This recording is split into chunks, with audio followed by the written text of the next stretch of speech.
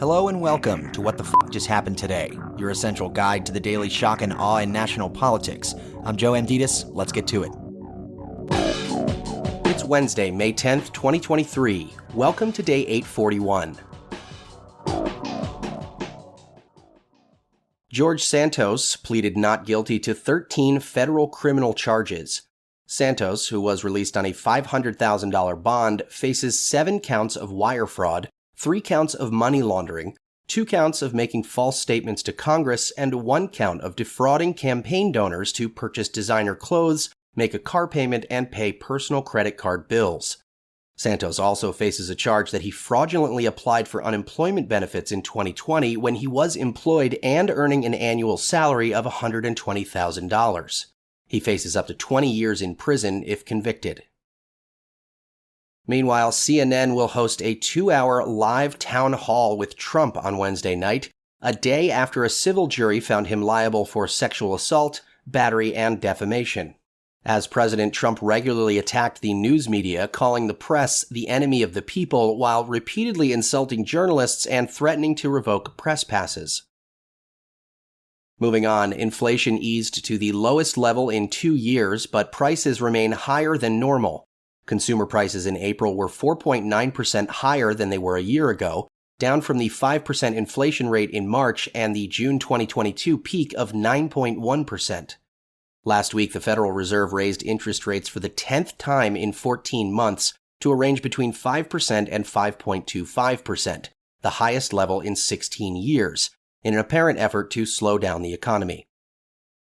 Meanwhile, an FDA advisory panel unanimously endorsed making birth control pills available without a prescription for the first time. The FDA's outside experts said the benefits of making a birth control pill available without a prescription outweigh the risks. The FDA is expected to make a decision on the proposed use of the oral contraceptive called Opill this summer or early fall. Moving on, Missouri House Republicans banned gender-affirming care for transgender minors and restricted transgender students from participating on school sports teams that align with their gender identity. Governor Mike Parson is expected to sign both bills, which expire in 2027, after threatening a special legislative session on the issue if lawmakers didn't act. At least 13 states so far this year have enacted laws or policies aimed at banning or severely limiting transition care for transgender youth.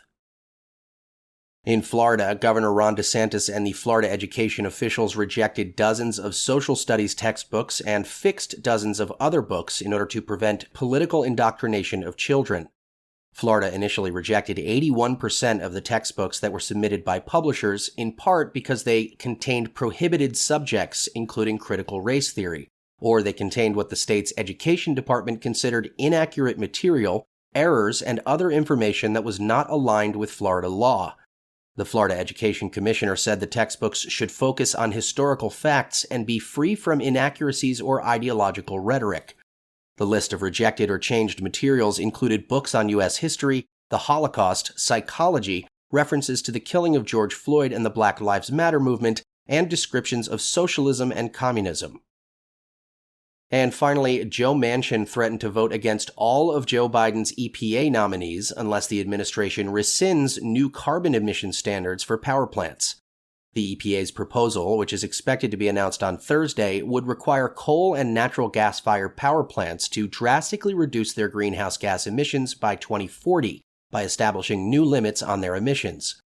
Manchin accused the Biden administration of trying to advance a radical climate agenda that's designed to kill the fossil industry by 1,000 cuts by regulating coal and gas-fueled power plants out of existence.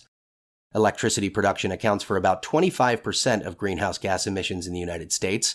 Of that, about 79% of the emissions come from coal and natural gas-fired power plants. Said another way, roughly 20% of all U.S. greenhouse gas emissions come from burning fossil fuels to generate electricity. That's all for now. You can find the links and sources for all of these stories on the main website. And as always, visit whatthefjusthappenedtoday.com for the latest news and headlines. Until next time, I'm Joe Manchin.